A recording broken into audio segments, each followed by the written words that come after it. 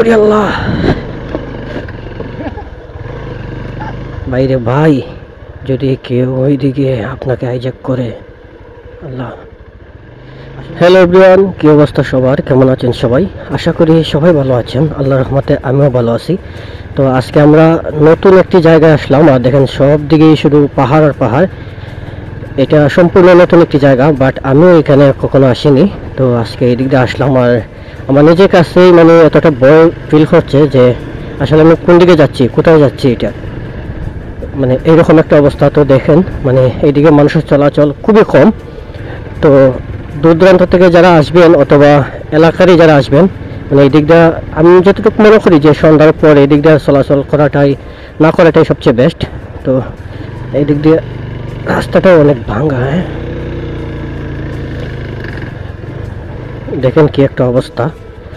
তো এটা সম্পূর্ণ একটি ভয়ঙ্কর জায়গা। তো আমরা এই দিক দিয়ে নতুন একটি জায়গা দিয়ে যাচ্ছি, বাট এটা আসলে ঠিক রাস্তায় যাইতেছি কিনা জানি না। আসলে আমরা কি ঠিক রাস্তায় যাইতেছি? আসলে এটা ঠিক রাস্তায় যাইতেছি কিনা আমি জানি না, বাট কখনো আসা হয় নাই।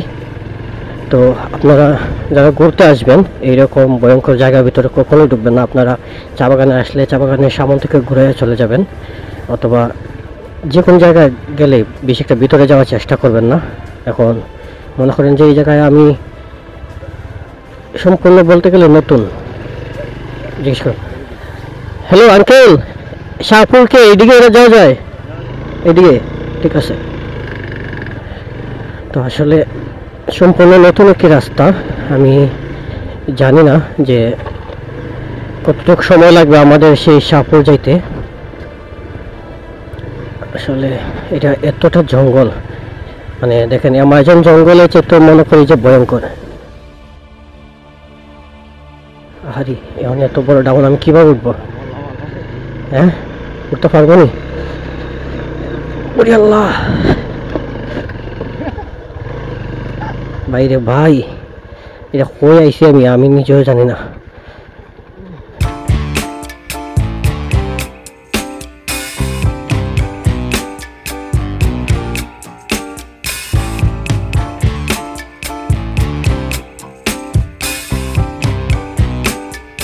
রাস্তা দেখেন, এখানে আবার গর্ত। হ্যাঁ যদি কেউ ওইদিকে আপনাকে হাইজ্যাক করে। আল্লাহ, আসলে এটা কই যাইতেছি আমি? কোন রে? মনে হয় যাইতেছি খুব ভালো একটা জায়গায়, কিন্তু মনে হয় বলতে কি মানে এতটা ভয়ঙ্কর একটা জায়গা। তো মাঝে মাঝে কিছু মানুষ পাওয়া যায়, তাই নিজেকে একটু সাহস ফিল হয়।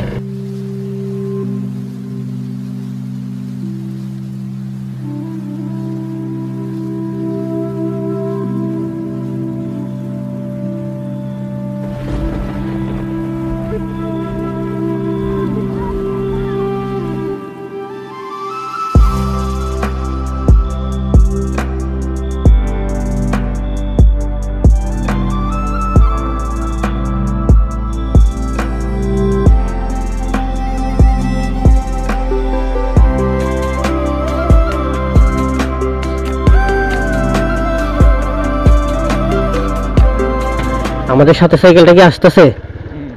দেখা যায় ওদেরকে? দাঁড়াও না তো একটু দেখি। আল্লাহ, এখানে এই পাহাড়ের ভিতরে দাঁড়াবো? আল্লাহ, যদি একবার সাইকেল কিচ্ছু হয় তাইলে ভাই শেষ। সাইকেল ফালাই যাওয়া ছাড়া উপায় নাই, কারণ এদিক দিয়ে সন্ধ্যা গলায় আসতেছে, চারিদিক দিয়ে অন্ধকার হয়ে আসতেছে। তো আমরাও আবার কোন জায়গায় আছি এখন নিজেও বলতে পারবো না। আল্লাহ মালিক, জানি না যে এটা কোন জায়গায় আসলাম।